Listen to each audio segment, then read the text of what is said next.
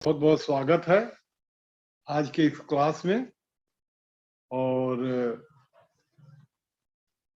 मैं ये कह रहा था कि आज आपसे जो बातें मैं शेयर करना चाहूँगा वो बातें कुछ ऐसी हैं जिन्हें आप कह सकते हैं कि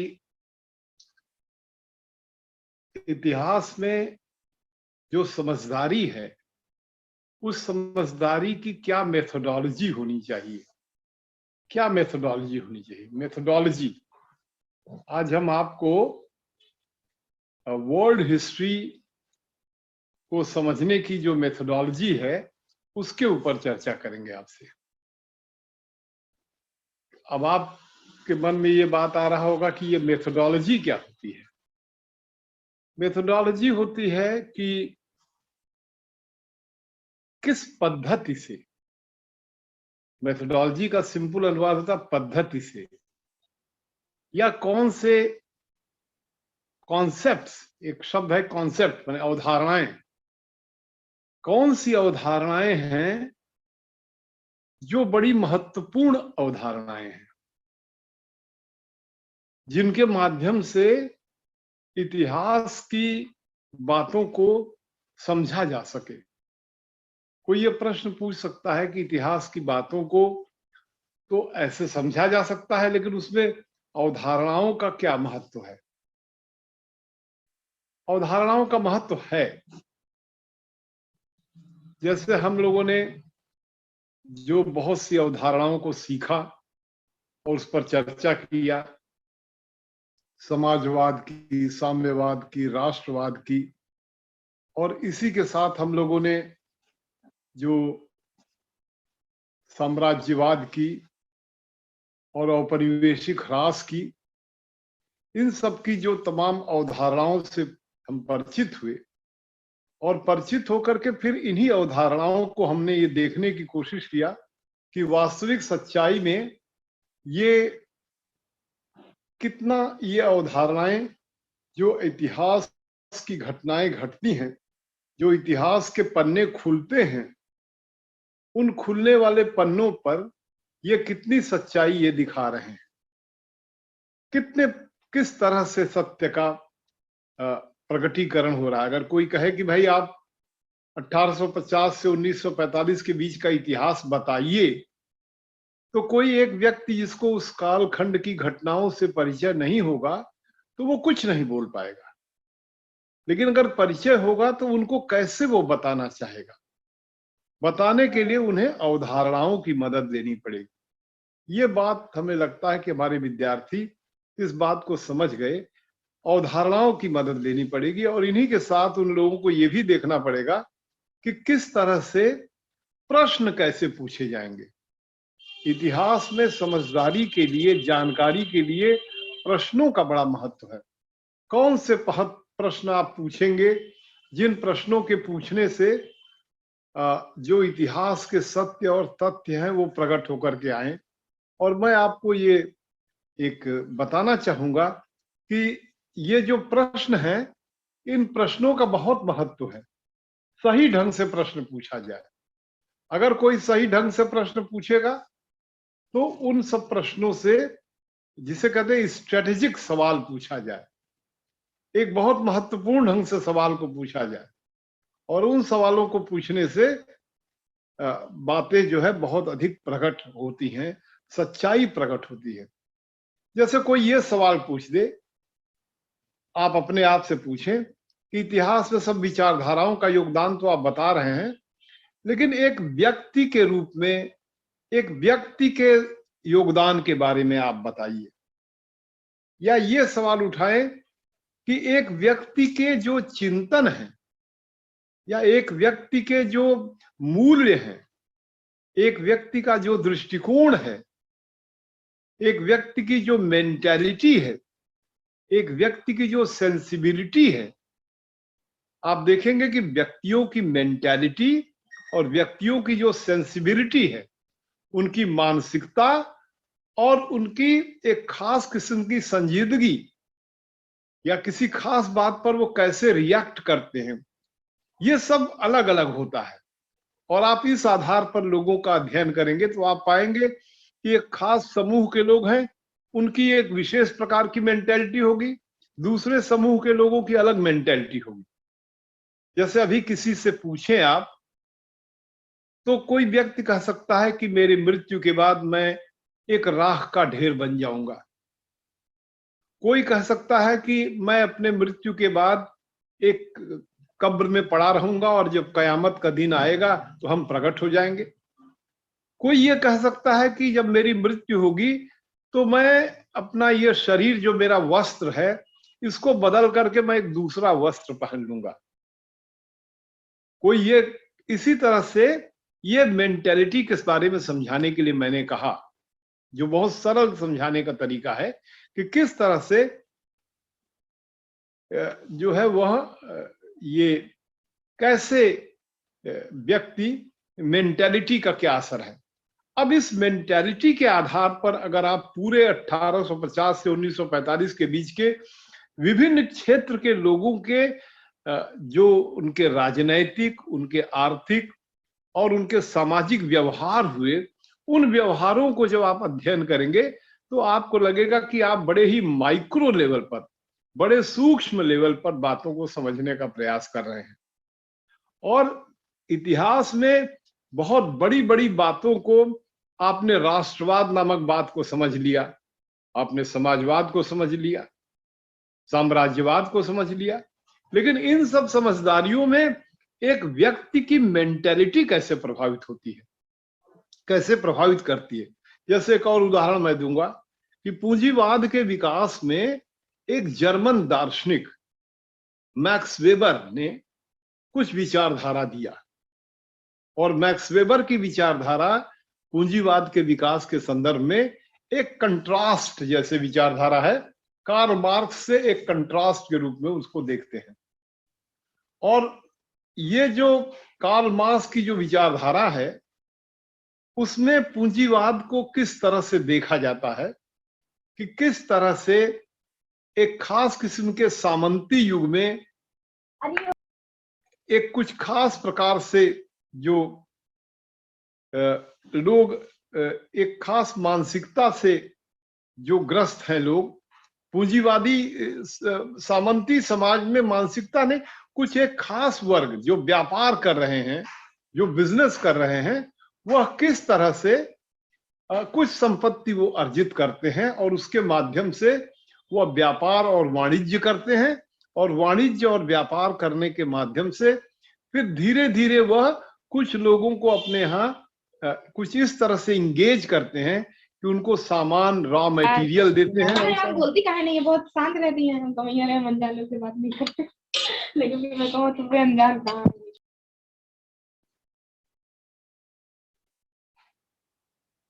तो किस तरह से जो एक खास किस्म का व्यापारी है, जो इंटरप्रेन्योर है, वो पूंजीवाद के विकास में कैसे एक इंटरप्रेन्योर कुछ सामानों को जो कारीगर तमाम घरों में बैठे हुए हैं उन कारीगरों को सामान देता है, और जब वो सामान बन जाता है तो उन कारीगरों से वो सामान खरीद करके विभिन्न बाजारों में ले जाकर के बेचता है, और इस तरह से इस बेच से कारीगरों की तुलना में वो अधिक पैसा कमा लेता है। और इस पूरी प्रक्रिया में जो ये इंटरप्रेन्योर है या जो एक कॉमर्शियल पर्सन है या व्यापारी है, ये मजदूरों की तुलना में या कारीगरों की तुलना में धनी होता चला जाता है, और इतना धनी होता है धीरे धीरे कि उसी में से बैंकर लोग पैदा होते हैं, बैंक के लोग पैदा होते हैं, जो तमाम प्रकार की जरूरत पड़ने पर कारीगरों को पैसे देते हैं। और इस तरह से जो बैंकर्स होते हैं वो भी एक कॉमर्शियल पर्सन होते हैं, वाणिज्यिक पर्सन होते हैं, व्यापारी होते हैं, और खुद व्यापारी लोग भी वाणिज्यिक पर्सन होते हैं।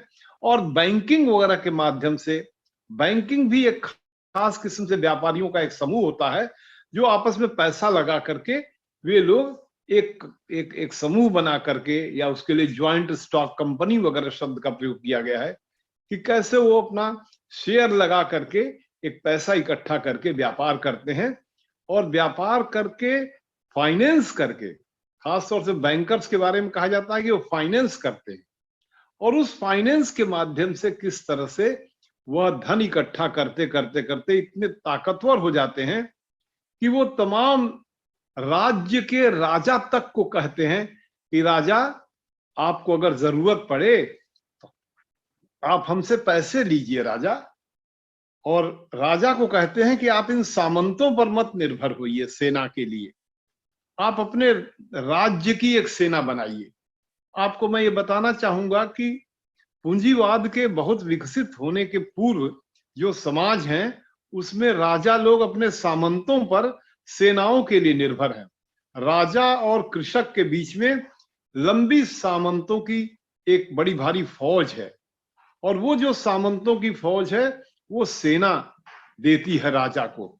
लेकिन ये वाणिज्यिक क्रांति या वाणिज्यिक परिवर्तन के साथ ही साथ जो ये वाणिज्यिक वर्ग मजबूत होकर के उभर के आता है, जो बैंकर वर्ग मजबूत होकर के उभर के आता है, वो बैंकर कहता है राजा से कि आप इन सामंतों पर निर्भर न होकर के आप, हम लोग पैसे दे रहे हैं, आप अपनी राष्ट्रीय सेना बनाइए। और उस राष्ट्रीय सेना में उन लोग ये भी कहते हैं कि सामंत लोग पूरे राज्य को बहुत से टुकड़े टुकड़े में बांटे हुए हैं। हम लोगों के व्यापार करने में जो तमाम हम व्यापार एक जगह से दूसरे जगह तक अपने सामान ले जाते हैं, तो हर जगह इनकी चुंगी चौकियां लगती है। और इस तरह से तो मैं कह रहा था कि किस तरह से एक ये जो एक संरचनात्मक परिवर्तन होता है समाज में, यह संरचनात्मक परिवर्तन है। सामंती युग से पूंजीवादी युग की तरफ जाने का ये एक खास किस्म का संरचनात्मक परिवर्तन है, जिसमें एक जो व्यापारी वर्ग है, जो कॉमर्शियल क्लास है, जो इंटरप्रेन्योर है, जो उद्यमी भी है, वो उद्यमी कैसे कारीगरों को सामान देकर सामान खरीद करके जो प्रोडक्ट है, जो उनका उत्पादन, उसे बहुत देशों में ले जा करके बेच करके और बैंकिंग के माध्यम से अपना समूह बना करके पैसा इकट्ठा करता है, और उस पैसे को इतना मजबूती से इकट्ठा करता है कि उसकी दुश्मनी सामंतों से होती है। सामंत वो होते हैं जो विभिन्न इलाकों में भूमि पर लगान पर जिंदा होते हैं। वो उत्पादन में कोई काम नहीं करते हैं। ये नहीं कि वो कृषि करा रहे हैं, जैसे हिंदुस्तान में जो लोग साल भर कृषि का आंदोलन चलाए, वो लोग कृषि कराने वाले लोग हैं। वो सामंत नहीं है, वो टैक्स पर नहीं निर्भर हैं, वो वाणिज्यिक खेती करते हैं। वैसे ही जो वाणिज्यिक खेती करने वाले नहीं थे, सामंत थे, जो भूमि पर बस लगान लेते थे, जो भी खेती कर रहा है उसे लगान ले लिए। ऐसे वर्ग के लोगों की एक खास किस्म की दबंगई थी अपने इलाके में। वो टैक्स लेते थे। जो कोई भी व्यापारी की कोई गाड़ी गई, कोई बैलगाड़ी गई, कोई उनका वाहन गया, सबसे टैक्स लेते थे। तो एक राज्य से दूसरे राज्य के कोने तक पहुंचने में एक व्यापारी को बहुत अधिक टैक्स देना पड़ता था। तो व्यापारी ने राजा से कहा कि आप पूरे देश भर का टैक्स एक साथ हमसे ले लीजिए, और ये बार बार जो तमाम चुंगी चौकियों पर हमें टैक्स देना पड़ रहा है, इन सामंतों को, इसको समाप्त करिए, और सामंतों की जो पॉलिटिकल पावर है विभिन्न इलाकों में, उनको खत्म करिए, और उनकी जगह पर आप जो सेंट्रल गवर्नमेंट है, अर्थात जैसे पेरिस में जो सरकार है, खासतौर से लुई 14वें के समय में होता है ये बात। लुई 14वें से, जो लुई 14वां एक ऐसा राजा है फ्रांस का जो कहता है कि आई एम द स्टेट, मैं ही राज्य हूं। और वो पेरिस से तमाम सामंतों को एक तरह से सेंसर करता है, कमजोर करके। हर जिले में, डिस्ट्रिक्ट शब्द एक फ्रेंच शब्द है, हर जिले में एक, जिसे कहते हैं कि हर जिले में वह एक सुपरिंटेंडेंट नियुक्त करता है। आज भी आप देखते हो जिले में सुपरिंटेंडेंट शब्द का प्रयोग पुलिस के लिए प्रयोग किया जाता है, या इंटेंडेंट शब्द का प्रयोग होता है। हर जिले में इंटेंडेंट होता है, या इसको कई बार इतिहासकार कहते हैं एक नेशनल ब्यूरोक्रेसी उभर करके आती है, जो फ्यूडल नहीं होती है, जो राजा पर निर्भर करती है। जैसे भारत के संदर्भ में नेशनल ब्यूरोक्रेसी के इमरजेंस में अकबर का नाम लिया जाता है कि अकबर ने एक नेशनल ब्यूरोक्रेसी को डेवलप किया, जो भी उनके समय में जो मनसबदारी वगैरह व्यवस्था थी, जिसमें यह था कि आप अकबर की अगर नौकरशाही के अंग हैं तो तो आप विभिन्न इलाकों में आपके ट्रांसफर होंगे। आपकी जो खुद की जमींदारी आपके इलाके की है वो तो रहेगी आपकी, लेकिन जिस इलाके में जाएंगे वो इलाका थोड़ी देर के लिए आपकी जमींदारी या आपके अधीन रहेगा। फिर आपका ट्रांसफर जब होगा, दूसरे इलाके में जाएंगे, तो आपकी वहां पर वो आपकी मनसबदारी या आपकी जमींदारी या आपके लगान वसूल करने के अंतर्गत आ जाएगा। तो इस तरह से जो एक नेशनल ब्यूरोक्रेसी का अभ्युदय होना, ये जो नेशनल ब्यूरोक्रेसी का अभ्युदय पूरे विश्व में सामंत लोगों को दबा करके, सामंतों की स्वायत्तता को दबा करके जो एक राष्ट्रीय नौकरशाही पैदा होती है, आधुनिक युग के प्रारंभ के साथ, पूंजीवाद के विकास के साथ, इसको भी बहुत बारीकी से देखने की जरूरत है। तो ये बात कार्ल मार्क्स की विश्लेषण में, जो समाज का विश्लेषण कार्ल मार्क्स का जो सामंतवाद से पूंजीवाद की ओर का जो विश्लेषण है, उस विश्लेषण में वह किस तरह से इस बात को दिखाने की कोशिश करता है मार्क्स कि कैसे एक खास किस्म के टेक्नोलॉजिकल चेंज से, थोड़ी टेक्नोलॉजी में चेंज करके, किस तरह से ये इंटरप्रेन्योर लोग एक नेशनल इंटरप्रेन्योर होते हैं, फिर बाद में वो इंटरनेशनल इंटरप्रेन्योर हो जाते हैं, वो इंटरनेशनल व्यापारी होते हैं। और वही इंटरनेशनल व्यापारी किसी भी देश में एक खास किस्म के नेशनलिज्म की बात भी करते हैं। राजा को कहते हैं कि नेशनल आर्मी बनाओ, फिर राजा को वो ये भी प्रेरित करते हैं कि आप जो है वह कुछ इलाके कब्जा करो, कुछ और भी इलाके आप कब्जा करो अपनी राष्ट्रीय सेना से।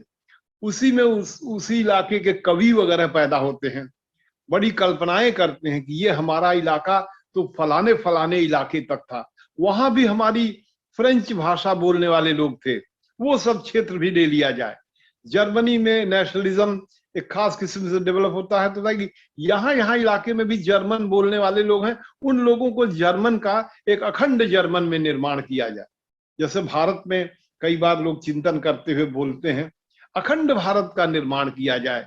ये हमारी प्राचीन संस्कृति में ये पाकिस्तान और अफगानिस्तान का इलाका ये सब भारत का है और इसमें एक अखंड भारत बनाया जाए। इसमें इस तरह की बातें एक नेशनल बुर्जुआजी भी कहते हैं उसे, राष्ट्रीय व्यापारी वर्ग या राष्ट्रीय पूंजीपति वर्ग, वो इस तरह की बातों को उठाता है। ऐसे कवियों को भी प्रश्रय देता है जो कवि इस तरह की कविताएं कहें कि हमारे देश का इलाका यहाँ से यहाँ तक है। बहरहाल ये बात हमने आपको समझाने के लिए कोशिश किया कि कैसे कार्ल मार्क्स ने पूंजीवाद के विकास के संदर्भ में जो बातें कही, और इसी के कंट्रास्ट में मैक्स वेबर जो 19वीं शताब्दी का जर्मनी का एक चिंतक है, जो समाजशास्त्री, बहुत ही गंभीर चिंतक है मैक्स वेबर, जिसने बहुत अधिक मेंटालिटी के अध्ययन पर ही जोर दिया। उसने पूंजीवाद के विकास में मेंटालिटी का प्रयोग करते हुए बताया कि कैसे एक प्रोटेस्टेंट एथिक्स की बात उसने कहा। उसने कहा कि जिन देशों में एक खास किस्म के प्रोटेस्टेंट एथिक्स का डेवलपमेंट हुआ, और प्रोटेस्टेंटिज्म में आपको पता होगा कि प्रोटेस्टेंटिज्म अपने आप में एक नेशनल रिलीजन है। जो मार्टिन लूथर प्रोटेस्टेंटिज्म को उभार करके लाता है, आपने मार्टिन लूथर जर्मनी का नाम सुना होगा, जो रोम के कैथोलिक चर्च के खिलाफ कुछ बातें उपस्थित करता है, और जर्मनी में एक खास किस्म के प्रोटेस्टेंटिज्म का जन्म होता है। फिर एक अलग ढंग से प्रोटेस्टेंटिज्म माने अगेंस्ट जो कैथोलिक चर्च है रोम के खिलाफ, इंग्लैंड में भी जन्म होता है। फिर उसी तरह से फ्रांस में जन्म लेता है एक खास किस्म का प्रोटेस्टेंटिज्म। तो जो मैक्स वेबर का कहना है कि जो प्रोटेस्टेंट लोग हैं वो लोग कैपिटलिज्म के लिए बढ़ावा देने के लिए उनकी बड़ी जिम्मेदारी है, उनकी मेंटालिटी। और उसमें प्रोटेस्टेंट लोगों के लिए जो एक खास किस्म की उनकी, जैसे नहीं तो कोई भी धर्म का आदमी होता कुछ अपने जीवन में कुछ बातें जैसे गांठ बांधता है। जैसे उन्होंने कहा कि उनके जीवन में था कि जितना पैसा बचाओगे तो समझो कि तुमने उतना पैसा कमा लिया। फिर उन्होंने कहा कि टाइम इज मनी, समय ही पैसा है। फिर उसने यहां तक कहा कि जितनी ही सादगी से जीवन व्यतीत करोगे और पैसे इकट्ठा करोगे, तो जितना ही अधिक पैसे इकट्ठा हो जाएंगे सादगी के जीवन से, तो लगेगा कि तुम्हें स्वर्ग में जाना है। तुम स्वर्ग में जाओगे या भगवान के पास, जो हेवन का कॉन्सेप्ट जो क्रिश्चियनिटी में है, वो जाओगे, इसका पता इसी से लगेगा कि क्या तुम्हारे पास इस जन्म में बहुत धन इकट्ठा किया। ऐसे करके कुछ बातों को कहा कि इस मेंटेलिटी को रखने वाले जो लोग थे, जो प्रोटेस्टेंट मेंटेलिटी के लोग थे, वो लोग पूंजीवाद में अधिक बढ़ावा दिए। तो मैक्स वेबर और कार्ल मार्क्स दोनों के जो पूंजीवाद के विकास की व्याख्याएं हैं, इनको आपको अपने मन में रखना चाहिए और रख करके इस बात को देखना चाहिए कि क्या हम जो विश्व के जो परिवर्तन हो रहे हैं, 19वीं शताब्दी के मध्य से जो परिवर्तन हो रहे हैं, उन परिवर्तनों को क्या हम बड़े माइक्रो लेवल पर, बड़े शून्य स्तर पर या ग्रास रूट लेवल पर आकर के क्या हम उसको समझ सकते हैं। जैसे हम आपको उदाहरण दें कि अभी जैसे आप देखें कि पूरे विश्व में यूक्रेन का मामला उभर करके आया। अब पूरे विश्व में यूक्रेन को लेकर के जिस तरह से रशियन फेडरेशन और पुतिन को ये था कि ये नाटो देश के सदस्य हो जाएगा, तो उससे बड़ी कमजोरी होगी। और उसमें जो रशियन फेडरेशन का जो इंटरेस्ट था कि हमारे एक इलाके का, जो किसी एक जमाने में सोवियत यूनियन का और उससे पहले जो रशियन एम्पायर था, जो रामनोव वंश का जो रशियन एम्पायर है, जिसका अंतिम बादशाह जो निकोलस सेकंड, जो रूस की क्रांति में जिसको गिरफ्तार किया जाता है और बाद में वो पूरा परिवार मार दिया जाता है, और उनके जो पूर्वज लोग थे, उनके पूर्वज लोगों ने जिन इलाकों को कब्जा किया हुआ था, जो भी रशियन एम्पायर का अंग था, उन सब को रूस ने कहा, रशियन फेडरेशन ने कहा, जिसका कि मुखिया पुतिन है, जो एक खास ढंग से डेमोक्रेटिक ढंग से चुन करके वहां का शासक है या प्रधानमंत्री है या मुखिया है, और उसने कहा कि नहीं, वो सभी इलाके जो हमारे एम्पायर के अंग थे, रूस के एम्पायर के अंग थे। इस मामले में उसकी बात बहुत अधिक माओ से तुंग से मिलती हुई है। माओ जेदांग था लोग डेमोक्रेटिक माने कम्युनिस्ट था, लेकिन कम्युनिज्म के माने ये नहीं होता है कि आप साम्राज्यवाद आपके देश में किसी ने किया हो तो उस साम्राज्यवाद को आप इनकार कर दें। जैसे भारत में कोई अगर नेता पैदा हो, डेमोक्रेटिक नेता पैदा हो और कह दे कि चंद्रगुप्त मौर्य के समय में जो भारत की सीमाएं थी वही हमारी सीमाएं, हम उसको लेके रहेंगे। अब भारत में कोई एक ऐसा नेता हो जो इतनी ताकत के साथ अपने देश की जनता को एकजुट कर दे, और भारत के साथ एक बड़ी विशेषता हुई कि भारत के पास न्यूक्लियर वेपन है, दो एक्सप्लोजन्स किया है। तो भारत यूक्रेन की तरह से तो नहीं है कि कोई देश बाहर से डिक्टेट करे कि आपके किसी एक प्रांत को हम स्वतंत्र कर रहे हैं और मान्यता दे रहे हैं और हम अपनी सेनाएं भी भेज रहे हैं। जैसा कि आपने देखा कि यूक्रेन के जो पूर्वी छोर के जो छोटे छोटे दो राज्य हैं, रिपब्लिक हैं, उनको सोवियत तो नहीं कहूंगा, रशियन फेडरेशन ने उनको मान्यता दिया, और देखा कि वहां के जो रिपब्लिक के लोग थे वो बड़े खुश भी हो गए। उन्होंने कहा नहीं, हम तो स्वतंत्र होना चाहते थे इनके। और जो रशिया के लोगों की जो एक खास किस्म की उनकी जो नस्ल है, जो स्लाव नस्ल, अब आप नस्ल के आधार पर पूरे यूरोप का जब सब नस्ली आधार पर अध्ययन करेंगे कि किस देश में किस नस्ल के हैं, किस देश में किस नस्ल के हैं, ये सब बातें भी सुनने में तो बहुत पता नहीं अच्छी लग रही नहीं लग रही होंगी, लेकिन ये बारीकी से इतिहास के अध्ययन की जो मेथोडोलॉजी, जो पद्धति शास्त्र की चर्चा किया, उसमें माइक्रो लेवल पर यह सवाल उठाने की जरूरत होगी कि किस तरह से रशियन फेडरेशन के लोगों ने जब देखा कि अमेरिका का प्रेसिडेंट कह रहा है कि नहीं, आप उसमें हस्तक्षेप नहीं कर सकते हैं उनके देश में, और अगर अपनी सेनाएं लेकर वहां प्रवेश किए तो हम लोग अपनी सेनाएं लेकर के भी आपका विरोध करेंगे। और तमाम नाटो की सेनाएं यूक्रेन के ठीक बगल में उनके तमाम जो देश है वहां पर खड़े हैं।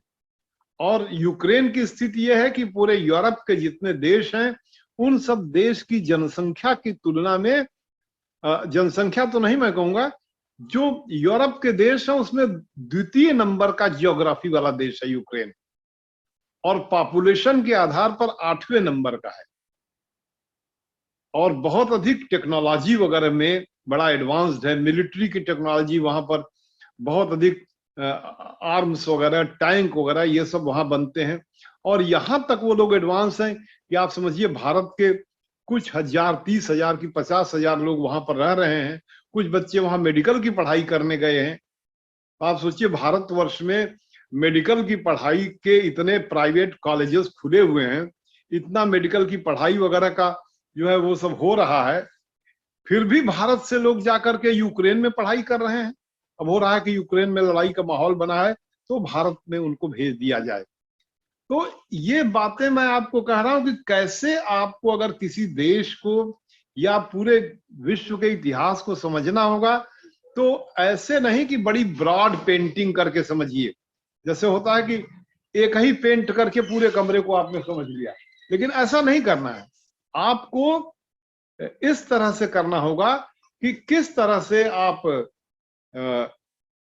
एक बड़े माइक्रो लेवल पर, या जैसे आप केमिस्ट्री वगैरह का कोई फॉर्मूला याद करते हैं, कोई रिएक्शन देखते हैं, तो उसमें इलेक्ट्रॉन के लेवल पर बिहेवियर देखते हैं, इलेक्ट्रॉनिक बिहेवियर क्या है। जैसे NaCl के बारे में आप पढ़ते होंगे, सोडियम क्लोराइड, या और भी तमाम जो कंपाउंड हैं, तो उनके जो इलेक्ट्रॉनिक कॉन्फ़िगरेशन के लेवल पर कितना इलेक्ट्रॉन दिया, कितना लिया, ऐसे करते हैं। उसी तरह से international politics, international history, international society, international economy और इन सब की हिस्ट्री पढ़ने के लिए ये बहुत बड़ी जरूरत है मेथोडोलॉजी की, समझदारी की, कि आप बड़े माइक्रो लेवल पर उन बातों को समझने का प्रयास करें। और उन समझने के प्रयास जब आप करेंगे तो लगेगा कि आपको एक सच्चाई आई। और कई बार क्या होता है जिसको कि आपको जानना चाहिए कि कई बार जब वर्णन करते हैं तो इतना व्यापक वर्णन करने लगते हैं जिसमें लगता है कि यही जो वर्णन है, यही वर्णन में सब कुछ समाहित हो गया है। जैसे कोई कह दे कि, मान लीजिए थोड़ी देर के लिए कह दे कि भारत का एक राष्ट्र है, भारतीय राष्ट्र, और इस भारतीय राष्ट्र के संदर्भ में कोई कहे कि ये भारतीय राष्ट्र ही सबके मन में बराबर बराबर फैला हुआ है। भारत राष्ट्र की चेतना कन्याकुमारी में रहने वाले, कश्मीर में रहने वाले, और गुजरात के और राजस्थान के और असम के और तमाम जगहों के लोगों में एक ही प्रकार के भारत के राष्ट्र की भावना फैली हुई है, एक प्रकार से। तो आप जब बारीकी से अध्ययन करेंगे और इसके लिए तमाम पैरामीटर्स तय करेंगे तो आप पाएंगे कि भारत के राष्ट्र की जो एक चेतना है, वो चेतना पूरे भारत के लोक में बड़े ही डिफरेंशियल वे में फैली है। डिफरेंशियल शब्द का मतलब होता है डिफरेंट माने भिन्न भिन्न, डिफरेंशियल माने भिन्न भिन्न तरीके से, भिन्न भिन्न तरीके से, भिन्न भिन्न अमाउंट में भारत के राष्ट्र की चेतना का परकोलेशन या विस्तार हुआ है भारतवर्ष में। सभी लोग नहीं कह सकते हैं कि सब बराबर रूप से भारत के राष्ट्र की चेतना से वो संपन्न है। थ्योरेटिकली कह सकते हैं, थ्योरेटिकली कह सकते हैं। We the people of India, जब संविधान के अनुच्छेद 1 की चर्चा करते हैं तो उसमें कहा जाता है कि India that is Bharat shall be constituted of the following states and union territories. India define करते हैं। और जब इंडिया का प्रियम्बल कॉन्स्टिट्यूशन का पढ़ते हैं, we the people of India having solemnly resolved to constitute India into a sovereign, socialist, secular, democratic republic। तो ये जो शब्दावलियां हैं, ये शब्दावलियां उन सब बातों को नहीं उतना प्रकट कर पाती हैं जो बातें भी माइक्रो लेवल पर, जमीनी स्तर, बड़े छोटे स्तर पर भी मौजूद हैं। अब कोई ये प्रश्न पूछे, पूरे भारतवर्ष का सर्वेक्षण करे और सब लोगों से पूछे कि कितने लोग हैं जो इस बात को जान रहे हैं कि वो, इवन ये भी बात कहने में थोड़ा अच्छा नहीं लग रहा कि भाई आपकी क्या राष्ट्रीयता, आप कहाँ के रहने वाले हैं, तो हम भारत के रहने वाले हैं। ये खुल के कहे या गर्व से कहे कि हम भारत के रहने वाले हैं, इसी एक प्रश्न से अगर आप विश्लेषण करेंगे तो पाएंगे कि बहुत अधिक एजुकेशन की कमी के कारण, शिक्षा और साक्षरता की कमी के कारण कई बार इस बात को अच्छे से लोग नहीं कह पाएंगे। तो ये जो एक माइक्रो लेवल पर जो एक समझदारी है, बहुत से अधिक समझदारी हो सकता है उस व्यक्ति के पास हो। बहुत से ऐसे व्यक्ति हैं जो ये नहीं पढ़ सकते हैं कि ये लिखा हुआ है हाथी लिखा हुआ है, लेकिन हाथी को पहचान सकते हैं, पढ़े लिखे नहीं हैं। और उनको है कि भाई हाथी हमारे गौरव का एक एक एक दल है, हमारा दल हाथी वाला जो दल है वो हमारे गौरव का दल है, तो चलिए अब हाथी पर बटन दबा देंगे। पढ़े लिखे नहीं हैं, लेकिन उनको लगता है कि हाथी हमारे गौरव का प्रतीक है। तो माइक्रो लेवल पर किसी ने कहा भाई पढ़े लिखे नहीं, लेकिन हमें पता है कि साइकिल जो है हमारे गौरव का प्रतीक। बहुत पढ़े लिखे नहीं है मान लीजिए, लेकिन भाई कमल हमारे गौरव का प्रतीक है, या किसी ने कहा पंजा हमारे प्रतीक है।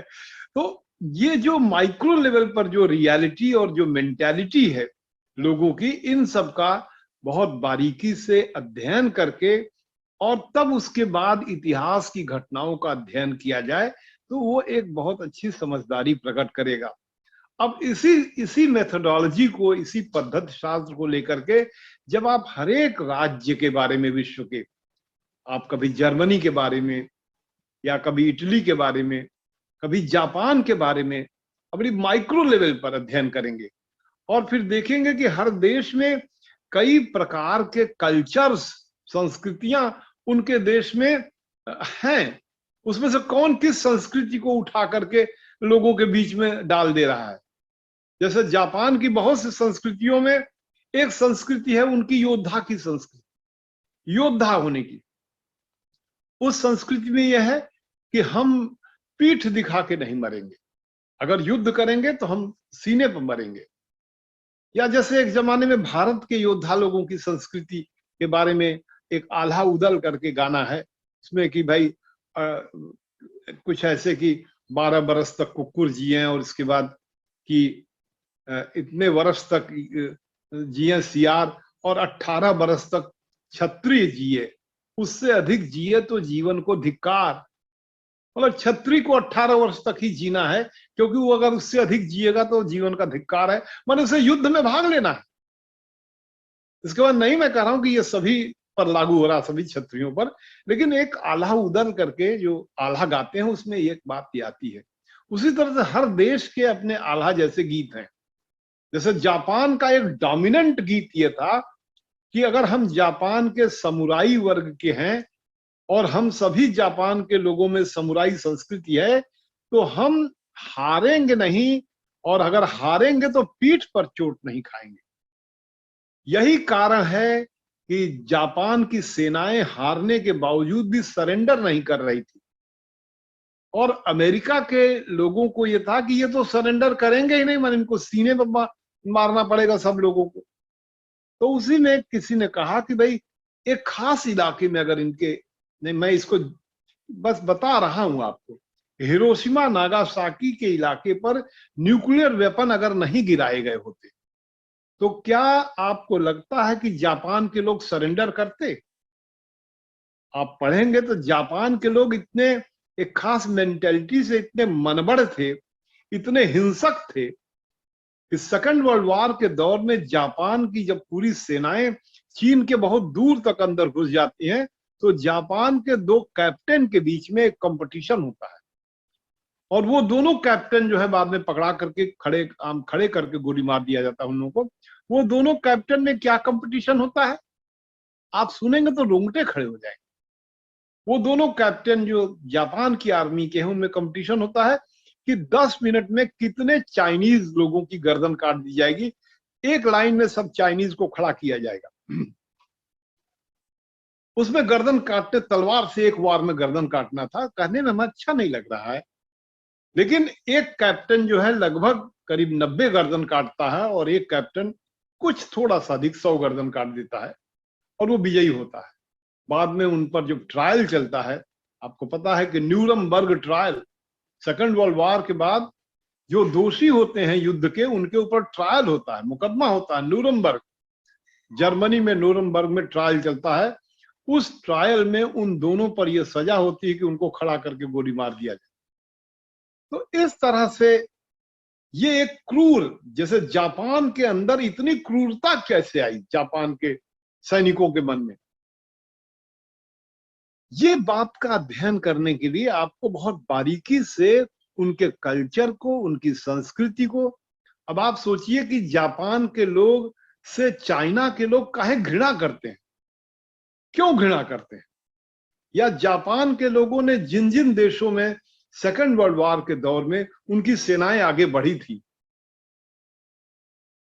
उन देशों में क्या व्यवहार रहा जापान के सैनिकों का, वियतनाम में क्या व्यवहार रहा, आपके मलेशिया में, आपके सिंगापुर में, आपके इंडोनेशिया में, आपके फिलीपाइंस में, और इधर बर्मा में, जो इसे म्यांमार कहते हैं। और अगर वो भारत में आ गए होते, सुभाष चंद्र बोस जो है उनके साथ थे, अगर उनकी सेनाएं भारत में आती, क्या आपके साथ कैसा व्यवहार होता? नहीं, हम ये नहीं कह रहे कि आपके साथ खराब है व्यवहार होता है, लेकिन एक खास मेंटेलिटी के लोग जब आपके देश में एक अपनी मेंटेलिटी लेकर के शासन करने आते, तो उसका क्या परिणाम होता। उसी तरह से आप अगर जर्मनी में देखें, जर्मनी का डोमिनेंट भाव, किसी भी देश का डोमिनेंट भाव क्या है? जैसे कोई कहे कि भारत का डोमिनेंट चिंतन क्या है, क्या गौतम बुद्ध है, क्या वेद और उपनिषद की विचारधाराएं हैं, ये डोमिनेंट चिंतन है? इतनी बार उसकी चर्चा हुई है कि लोग कहते हैं कि वो भारत की ये डोमिनेंट चिंतन यही है, गौतम बुद्ध के विचार, उपनिषद के विचार, अहिंसा के विचार, पर दुख कातरता के विचार। लेकिन क्या पर दुख कातरता का जो विचार है, वो क्या डोमिनेंट चिंतन कभी कभी दिखता है? जैसे गांधी के मन में पर दुख कातरता का विचार दिखता है, पर दुख कातर, पर दुख विह्वल, गांधी। लेकिन क्या जो गांधी की हत्या करने वाले जो लोग थे, उन लोगों के पास कैसा चिंतन है? वो क्या पर दुख कातर हैं, या वो कह रहे हैं नहीं हिंसा का सहारा लेना पड़ेगा? तो भारत के परिप्रेक्ष्य में अगर आप देखेंगे कि क्या भारत एक सहिष्णु देश है, क्या यहाँ की डोमिनेंट ट्रेंड सहिष्णुता की है? इसी तरह से विश्व के बहुत से देशों को आप देखें कि क्या सहिष्णुता उनके देश की डोमिनेंट ट्रेंड है या संकीर्णता।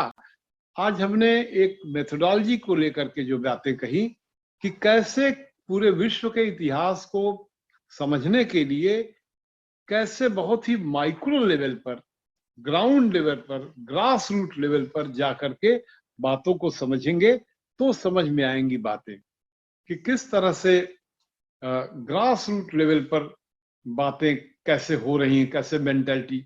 उसी संदर्भ में मैंने बताया कि किस तरह से ये होता है कि इस देश की डोमिनेंट चिंतन क्या है। फिर मैंने कहा कि जैसे भारत के संदर्भ में लोगों ने कहा भाई अहिंसा इनका बहुत डोमिनेंट चिंतन है, कि गौतम बुद्ध से लेकर गांधी तक एक लगातार अहिंसक हैं और अहिंसा के साथ साथ सहिष्णु हैं। अब ये बात का प्रचार हुआ तो फिर देखा कुछ लोगों ने कहा कि नहीं, हम लोग हिंसक हैं और सहिष्णु मैंने टॉलरेट भी नहीं करते हैं। और उसमें आजादी के लड़ाई के दौर में आप कुछ खास व्यक्तित्व उभर करके आते हैं, जैसे आपने सावरकर का नाम सुना, गोडसे का नाम सुना, और उनके फॉलोअर आज भी बड़ी बातें करते हैं लोग। आजकल उनके फॉलोअर लोग कैसी कैसी बातें हिंसा की उठा रहे हैं, और किस तरह का वातावरण, एक असहिष्णु वातावरण।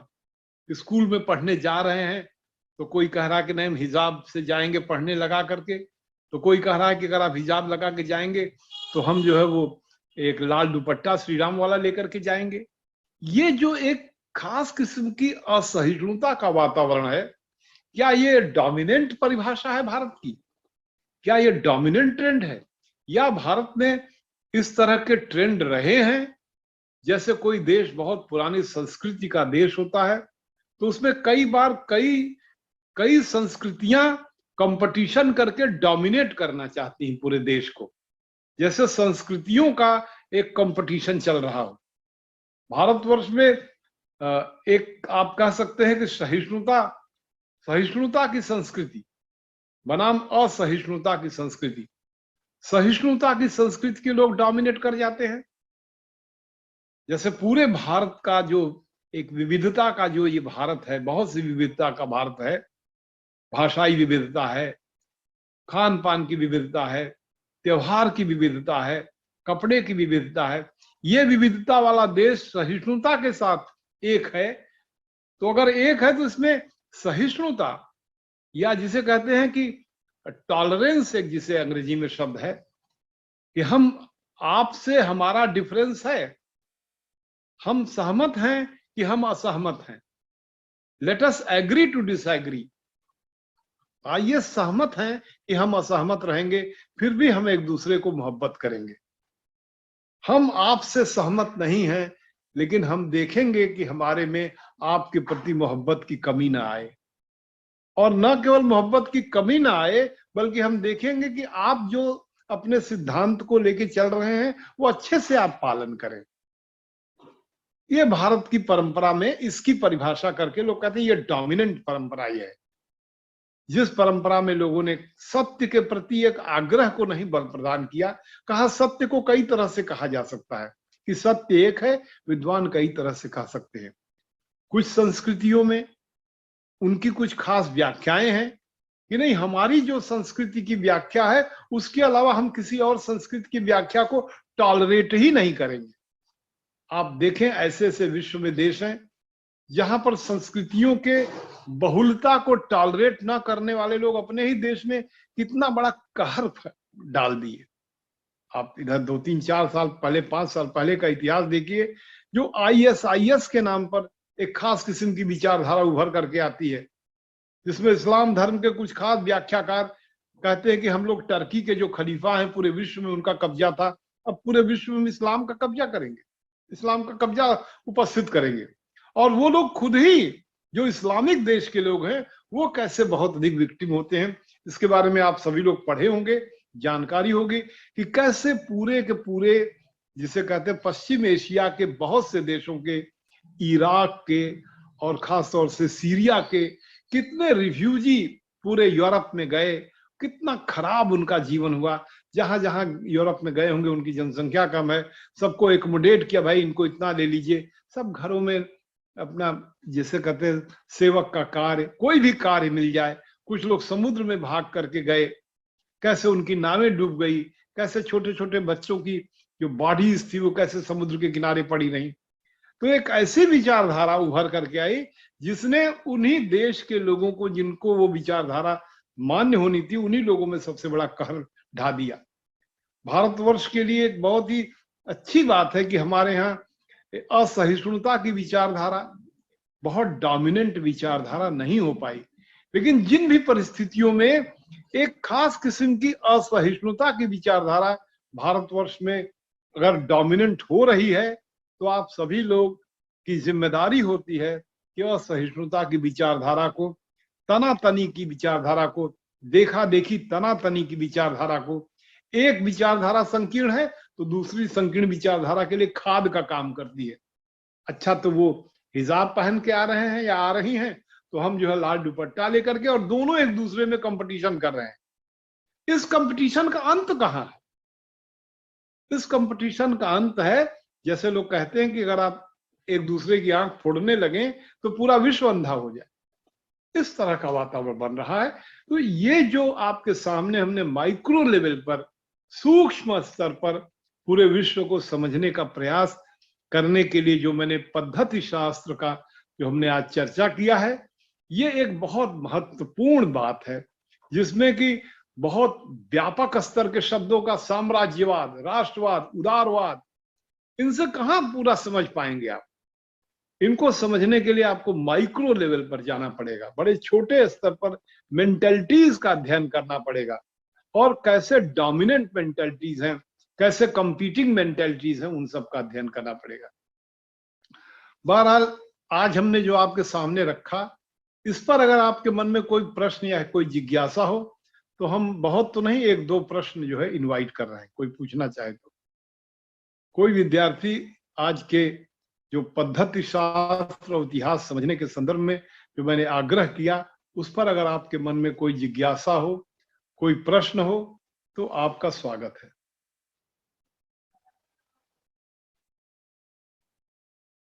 आपको आवाज आ रही है हमारी, आप लोगों को? Yes yes sir. जी जी। तो आज के या तो आप प्रश्न पूछिए या इस पर सोचिए, सोच भी सकते हैं, लेकिन अगर आप प्रश्न पूछेंगे तो अच्छा लगेगा कि भाई हमने जो बात आपके सामने इतने परिश्रम करके इतिहास को समझने के संदर्भ में जो पद्धति के बारे में चर्चा किया, उस पर अगर आपके मन में कोई जिज्ञासा बनती हो तो उस पर कोई सवाल पूछ सकते हैं।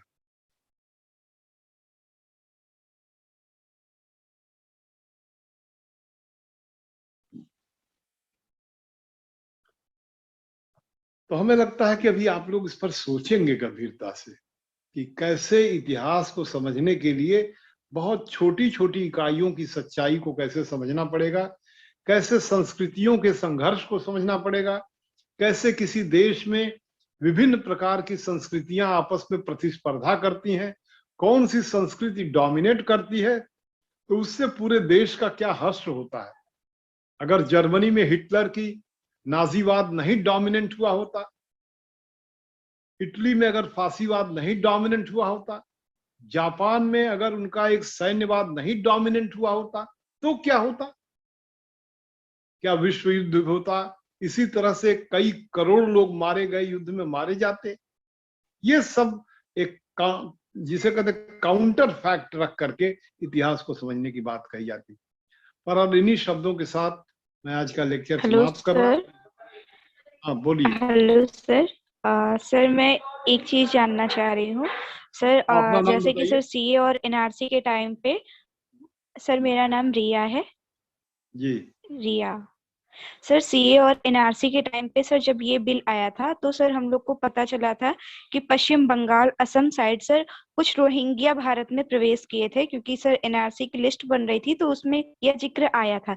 सर मैं रोहिंग्या के बारे में जानना चाहती हूँ कि ये क्या मतलब सर कैसे लोग हैं और इनका भारत में कहाँ तक विस्तार है, क्योंकि सर ये सांप्रदायिक दंगे होने में सर इनके भी बहुत हाथ होते हैं सांस्कृतिक चीजों को लेके, तो सर इसीलिए जानना चाह रही हूँ। आपका प्रश्न बहुत ही उचित है और बहुत सही है। आप इनके बारे में तो पढ़ ही सकती हैं कि कैसे जो है म्यांमार जो कि बौद्ध धर्म के एक विशेष प्रकार के लोग हैं म्यांमार में, उन लोगों ने वहां के मुसलमान लोगों को जिन भी परिस्थितियों में अपने देश से भगाना शुरू किया, और वो जो रोहिंग्या मुसलमान है वहां से भाग करके भारत के विभिन्न कोनों में, यहां तक कि जम्मू कश्मीर तक जाकर के वो चले गए। आप देखिए कि जम्मू कश्मीर में कितना वहां पर कुछ एक खास किस्म की बहस होती है। जैसे अभी वहां 370 समाप्त कर दिया गया और 35A समाप्त किया गया, तो ये हुआ कि बाहर के लोग हिंदुस्तान के वहां जमीन खरीद सकते हैं, तो वहां के लोगों ने बड़ा विरोध किया।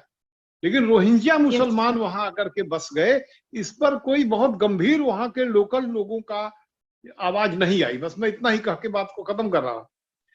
और रोहिंग्या मुसलमान बांग्लादेश में जाने के बजाय, बांग्लादेश में भी उनको जाया जा सकता है कि वो मुसलमान है, वो भारत के विभिन्न इलाकों में, इवन दक्षिण में आंध्र प्रदेश में, और कहां तक समाचार है कि बहुत ही साउथ में कर्नाटका भी सर।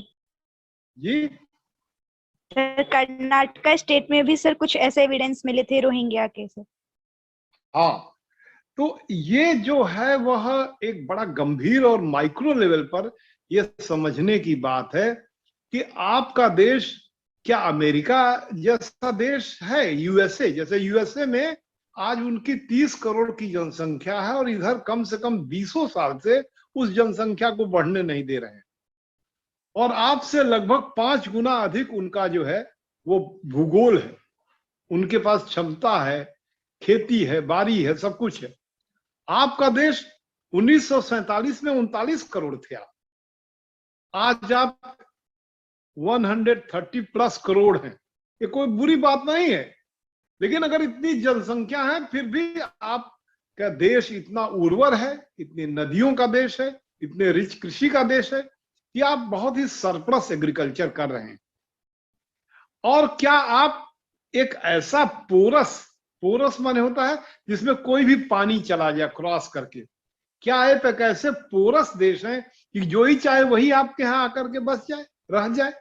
या आपका कोई नियम है, कोई नागरिकता का नियम है? तो ये सब बातें जो है बड़ी महत्वपूर्ण है, और इसमें बड़े पॉलिटिकल ट्विस्ट भी हैं, जिसमें जब ये CAA और NRC का जब बहस हो रहा था, तो ये भी हुआ कि कैसे अफगानिस्तान, पाकिस्तान के विभिन्न इलाकों से तमाम लोग जो भारत में आएंगे उनको तो नागरिकता दी जाएगी, लेकिन मुसलमान लोग आएंगे तो उनको नहीं दिया जाएगा। ये सब कुछ बातें ऐसी आई जिसको लेकर के बहुत बड़ी जो है चर्चाएं हुई, और जिसके बारे में आप अलग से भी पढ़ सकते हैं। तो ये एक बहुत अच्छा है कि वर्ल्ड हिस्ट्री पढ़ने वाला विद्यार्थी कंटेम्प्रोरी अपने आजकल के विश्व में क्या हो रहा है उनको बहुत अच्छे से समझे और समझने की कोशिश करे। तो आपके प्रश्न का मैं सोचता हूं कि मैंने एकदम एग्जैक्ट 2 × 2 = 4 जैसा उत्तर। Yes sir. सर एक चीज और पूछना है सर, जिस तरीके से सर भारत की सर भौगोलिक स्थिति तो बढ़ती नहीं है, लेकिन सर जनसंख्या बढ़ रही है, क्योंकि सर हम आए दिन देखते हैं कि जैसे सर रोहिंग्या आए, फिर सर अफगानिस्तान से भी लोग आ रहे हैं, सर पाकिस्तान से 1947 के बाद तो लोग आए ही। तो सर ये जिस तरीके से भारत में जो बाहर से आ रहे हैं जनसंख्या है सर, विविध धर्मों के लोग हैं, तो क्या सर इससे आने वाले भविष्य में कोई प्रॉब्लम सर, कोई समस्या उत्पन्न हो सकती है सर? क्योंकि जिस तरीके से हम लोग देख रहे हैं जनसंख्या बढ़ती जा रही है लेकिन जमीन नहीं बढ़ती है, तो सर उस हिसाब से तो सर ये एक दिक्कत है आने वाले भविष्य के लिए। जरूर है, इसीलिए न केवल इसमें भी, लेकिन लोगों ने जनसंख्या की नीति पर भी किया कि भाई हम जनसंख्या को भी सीमित करें। जैसे कुछ लोग तो कहते हैं कि मेरा धर्म कहता है कि हम नसबंदी नहीं कराएंगे। हम बात कर रहे हैं, हम किसी पर कोई व्यंग नहीं कर रहे हैं, हम जितने चाहे उतने बच्चा पैदा करेंगे, हम अपनी संख्या बढ़ाते चले जाएंगे। तो ये सब कुछ ऐसी बातें हैं जो बड़े देश के स्तर पर सोच करके तय करना पड़ेगा। जैसे समान नागरिकता वगैरह का जो नियम है कि क्या यूनिफॉर्म सिविल कोड वगैरह बनाए जाए। बहुत से ऐसी सब ये सब देश की समस्याएं हैं जिनको बड़े बारीकी से सॉल्व करना पड़ेगा। हमारी जनसंख्या और हमारे जो भौतिक ताकतें हैं, हमारे पास जो न्यूक्लियर वेपन है, हमारे पास जो अनाज है, हमारे पास जो सहिष्णुता की संपत्ति है, जो हमारी सहिष्णुता की बहुत बड़ी संपत्ति है। आज हमारे देश में कोई विदेश का व्यक्ति ये बात नहीं कह पाएगा कि हम फलाने इलाके को रिकॉग्नाइज कर रहे हैं, स्वतंत्र हो जाइए आप। जैसा कि आपने देखा कि रशियन फेडरेशन ने आपके यूक्रेन के 2 प्रांतों को कहा। मैं बोल रहा हूं तो बीच में आप ना बोलिए, मेरी परमिशन लेकर बोलिए। हम बताइए क्या कह रहे हैं। सर मैं ये कहना चाह रही हूँ सर, जिस हिसाब से बढ़ा है तो सर हम ये देखते हैं कि सर वही जनसंख्या को ज्यादा बढ़ा रहा है, तो सर उसके लिए क्या सर, क्योंकि इससे तो सर समस्या बढ़ेगी सर। हाँ, तो ये सब देश के सामने, आपकी आवाज थोड़ा नहीं आ रही, आप जहां भी हो इंटरनेट की सुविधा अच्छी नहीं है आपको, फिर भी मैं ये कह रहा हूं कि ये सब समस्याएं बड़ी गंभीरता से, मैं अपना एक पास्चर बता रहा हूं, मैं अपनी पोजीशन बता रहा हूं कि आपके देश की सबसे बड़ी संपत्ति सहिष्णुता है, और सहिष्णुता के साथ ही साथ आपके देश के लोगों का विल पावर भी है कि नहीं, हम अपनी रक्षा करेंगे, हम सहिष्णु हैं लेकिन हम अपनी रक्षा पर कंप्रोमाइज नहीं करेंगे। इसलिए हमारे देश में कोई ऐसे करके विदेशी ताकत हस्तक्षेप नहीं कर सकती है तब तक जब तक कि हम सहिष्णुता के साथ पूरा देश एकजुट होकर के खड़ा है। और अगर देश में सहिष्णुता की कमी करके सबके प्रति एक ऐसा भाव पैदा करेंगे जिससे कि किसी को लगेगा कि नहीं, हमको तो नहीं माना जा रहा है उतना, हमको अपने देश का सदस्य नहीं माना जा रहा है, और बिना बात के समाज में बदगुमानी पैदा करेंगे, तो उससे जो है देश कमजोर होगा। ये आप सब नौजवान बच्चे बच्चियां 20-21 साल के जो है उनको जानना पड़ेगा कि देश को सहिष्णुता के साथ आगे बढ़ना होगा, ताकत के साथ आगे बढ़ना पड़ेगा, तभी आपका देश मजबूत होगा। तो बहरहाल मैं इन्हीं बातों के साथ अपनी बात समाप्त करता हूं, और अगर कोई प्रश्न पूछना होगा तो आप मुझे व्हाट्सएप वगैरह पर मैसेज करके सवाल पूछ सकते हैं। तो बहुत बहुत धन्यवाद आज के क्लास के लिए, और फिर जैसा होगा फिर नेक्स्ट वीक में आप लोगों से बात करेंगे। बीच में लगातार कोई भी मैसेज होगा तो आप हमें दीजिएगा। बहुत बहुत धन्यवाद आप सब लोग का, और बहुत धन्यवाद। Thank you sir. Thank you sir. Thank you sir.